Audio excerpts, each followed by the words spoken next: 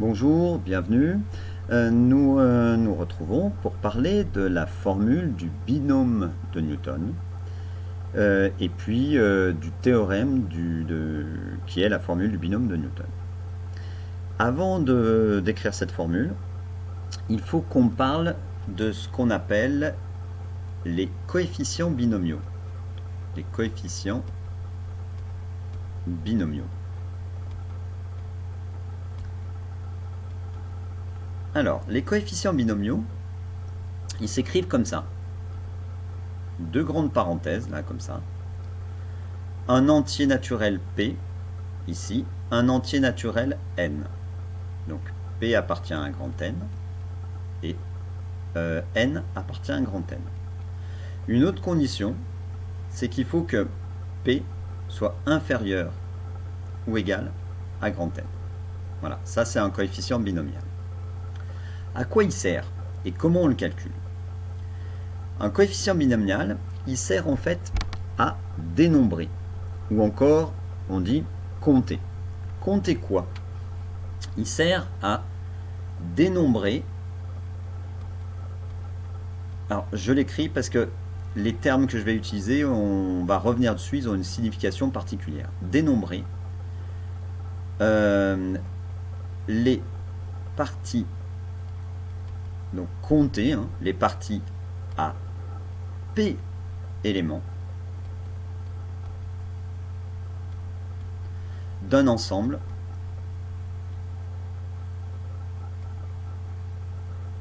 à N éléments.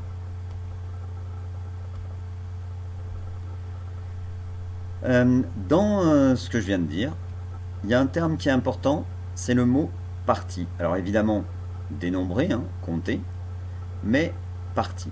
Qu'est-ce qu'on entend par partie? Qu'est-ce que c'est? Une partie, ça fait appel à la notion, à un ensemble qui n'a pas d'ordre. Donc quand je prends une partie à P éléments d'un ensemble à N éléments, ça veut dire que je vais piocher P éléments sans ordre, simultanément, à l'intérieur d'un ensemble qui en contient N. Alors, je pense que tu as déjà en probabilité utilisé des urnes avec des boules, et régulièrement, on pioche simultanément, par exemple, 4 boules, dans une urne qui en contient 10, 15, peu importe. Eh bien, pour savoir combien de façons il y a de piocher ces boules, ces 4 boules, dans l'urne qui en contient 10, 15, etc., on va utiliser un coefficient binomial. Et le résultat va être un coefficient binomial. Un autre exemple, si j'ai à ma disposition 10 personnes et que je veux constituer une équipe de basket sur le terrain qui contient 5 personnes. Alors par contre, je ne mets pas d'ordre, je ne dis pas toi tu vas jouer à tel poste, toi tu vas jouer à tel poste. Non, je veux juste les prendre comme ça, simultanément.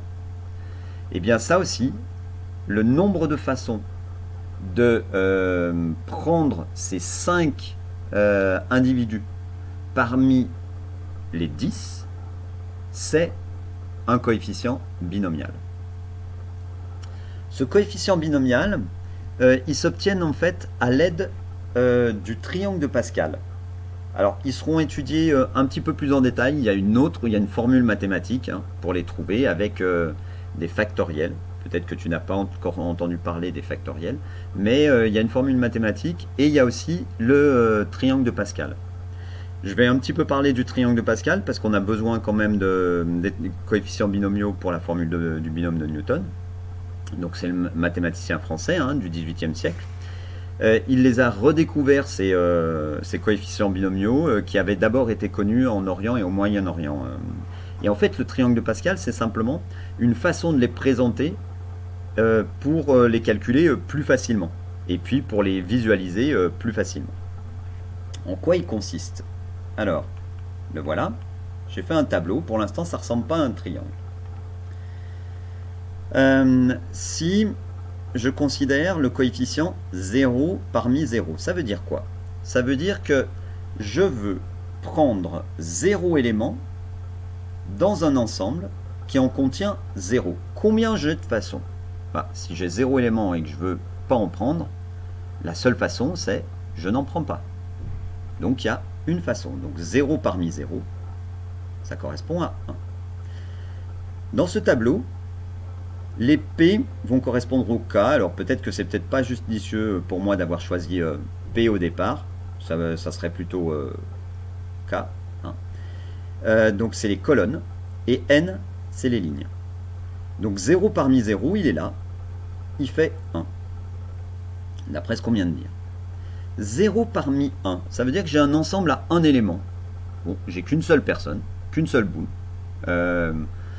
qu'un seul dé. Je veux prendre 0 élément dans cet ensemble qui en contient 1. Là aussi, la seule façon de le faire, il n'y en a qu'une seule, c'est de ne pas en prendre. Hein, si j'ai une urne avec une boule, je veux le nombre de façons de tirer 0 boule, il y a une façon, c'est je n'en tire pas. Donc 0 parmi 1, c'est 1. Donc 0 c'est la colonne, celui qui est en bas, hein, c'est le K ou le P, et le N c'est la ligne. 1 parmi 1, j'ai une urne avec une boule et je veux en prendre une. Combien j'ai de façons? Je la prends et c'est une façon. Si maintenant j'augmente mon ensemble et que c'est un ensemble à 2 éléments, combien j'ai de façons de prendre 0 élément parmi 2? Encore une fois, c'est une seule façon. Je prends aucun élément.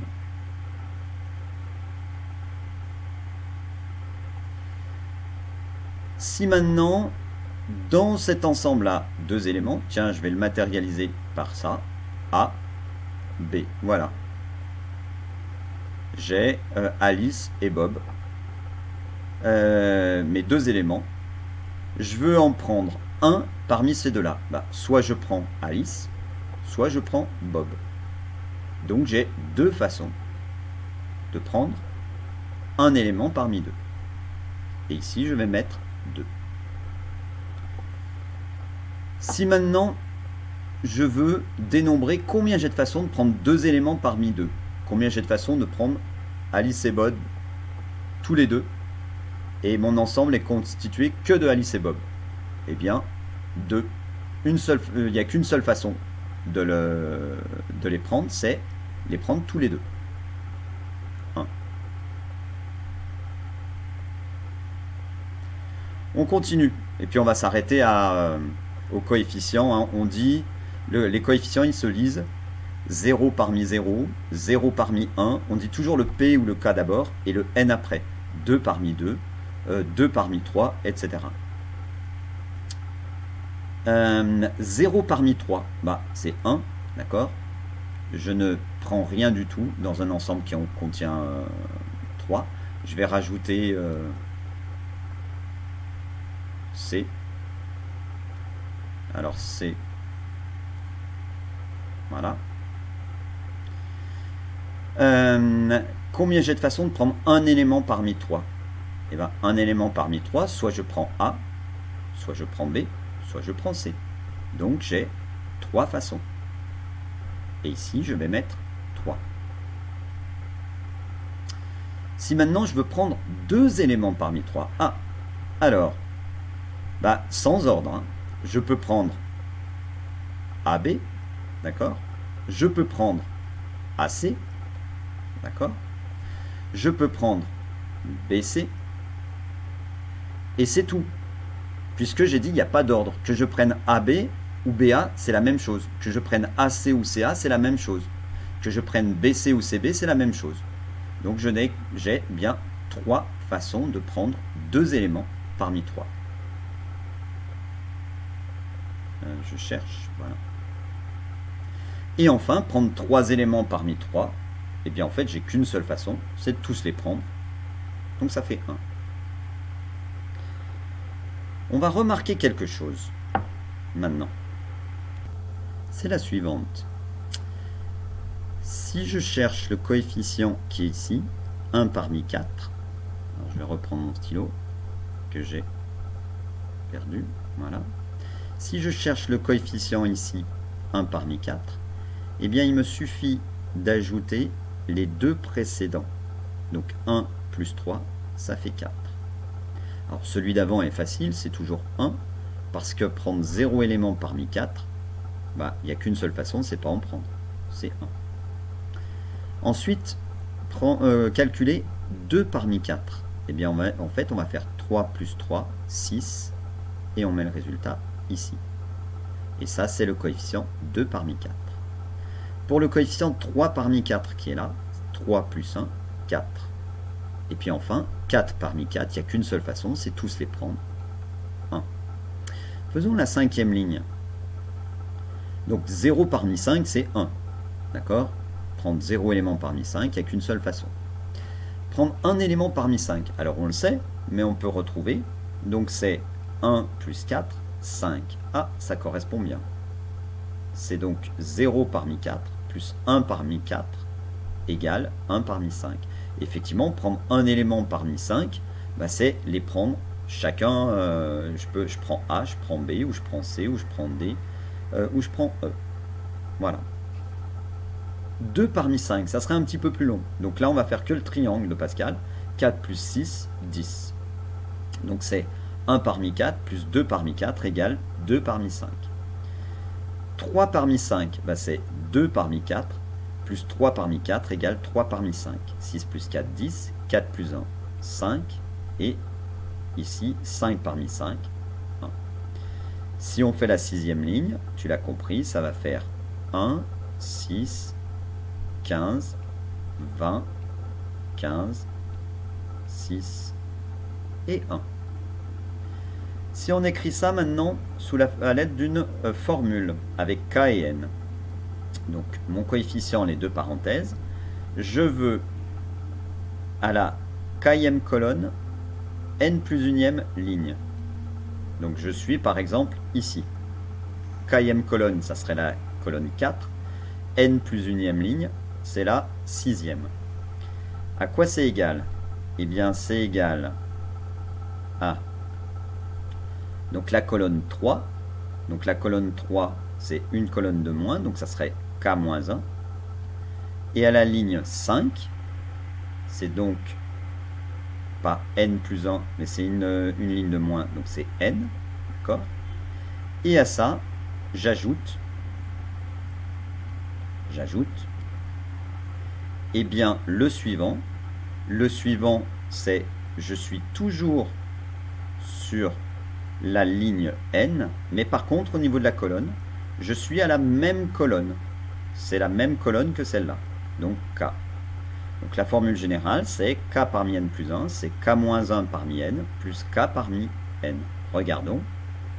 Ici, K parmi N plus 1, c'est K-1 parmi, parmi N, c'est ça, K-1 parmi N, plus K parmi N, je suis là, égale K parmi N plus 1. Tu peux remplacer, tu peux refaire tout ce qu'on a fait en remplaçant K et N par 0, 1, 2, 3, 4, 5, etc. Attention, K doit être compris entre 1 et N. D'accord? Et K ne peut pas être supérieur à N. Voilà. Voilà le triangle de Pascal et les coefficients binomiaux. Maintenant, on va pouvoir écrire avec ces coefficients la formule du binôme de Newton. Alors, avant de l'écrire d'une manière générale, on va l'écrire d'une manière particulière. Et avant de l'écrire avec a plus b au carré, on va a plus b puissance 5, voilà, j'ai spolié. On va l'écrire avec a plus b au carré. A plus b au carré, tu connais la formule, c'est a au carré plus 2ab plus b au carré. Regarde, le coefficient 1 ici, qui correspond à au coefficient de a carré, donc 1 a carré. Le coefficient 2 qui est ici correspond au double produit, 2 fois AB. Et le coefficient qui est là, 1, il correspond à B carré. Alors après, comment on fait pour avoir A carré, AB et B carré? Eh bien, on écrit d'abord, alors je vais le faire avec A plus B puissance 3.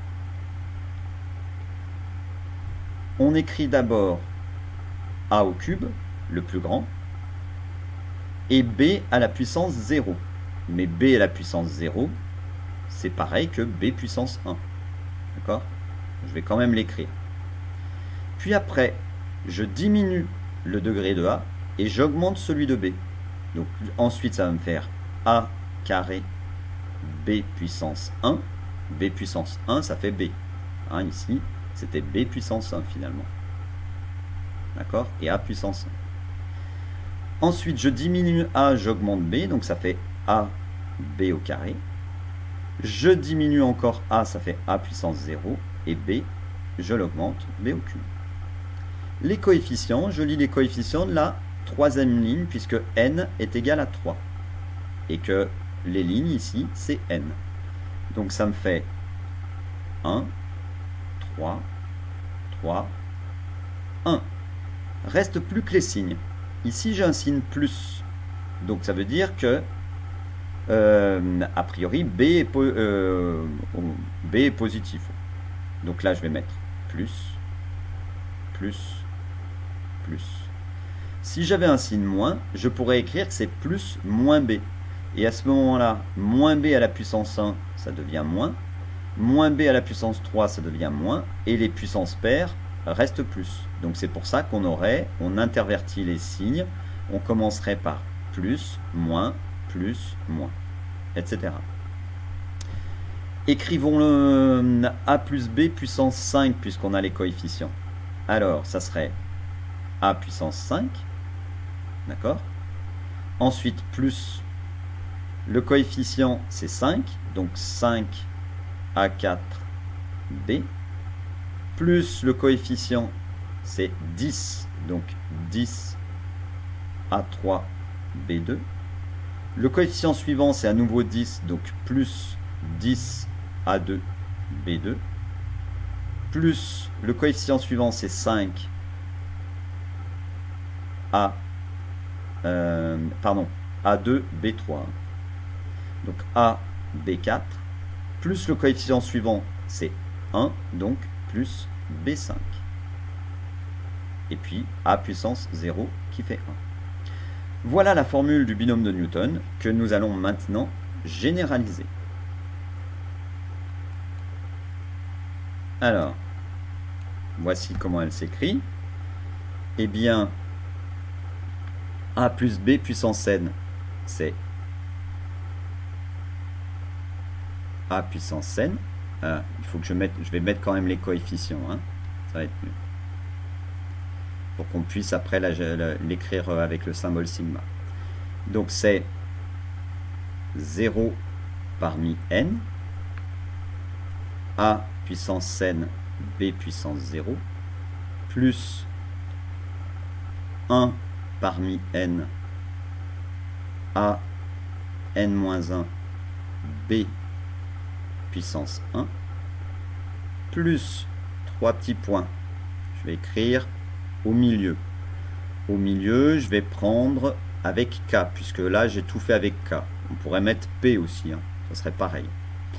Donc, quand le coefficient, c'est K parmi N, quand on arrive à la Kème ligne, hein, et ben c'est K parmi N. A est à la puissance N-K. B est à la puissance K. Tu remarqueras que B est toujours à la même puissance que le K qui est ici, hein, dans le coefficient binomial. C'est le nombre d'éléments dans la partie dans les parties que je cherche à dénombrer. Plus 3 petits points, et puis je vais écrire la fin de la formule. Alors je vais peut-être écrire les deux derniers.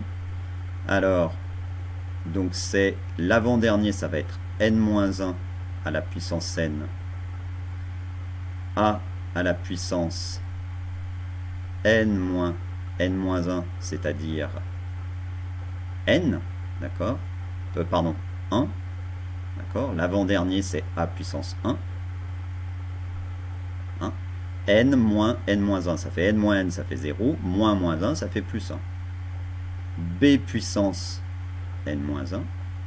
Et le dernier, ça fait n parmi n, a puissance 0, b puissance n. Si j'écris ça avec un joli symbole sigma, alors, eh bien, qu'est-ce qui va varier? C'est k qui varie. D'accord? Donc c'est la somme des k partant de 0 jusqu'à combien? Jusqu'à n. K varie de 0 ici jusqu'à n. Donc k égale 0 jusqu'à n. Des coefficients k parmi n. Et là, qu'est-ce qu'il faut que je mette? Bah, a à la puissance n moins k, b puissance k. Et voilà la formule du binôme de Newton. Cette vidéo est assez longue, donc on va s'arrêter là. Par contre, dans un deuxième temps, nous allons maintenant démontrer cette formule. Voilà. Allez, bon courage, reprends, note bien les questions que tu as, et puis on voit ça ensemble. Allez, salut!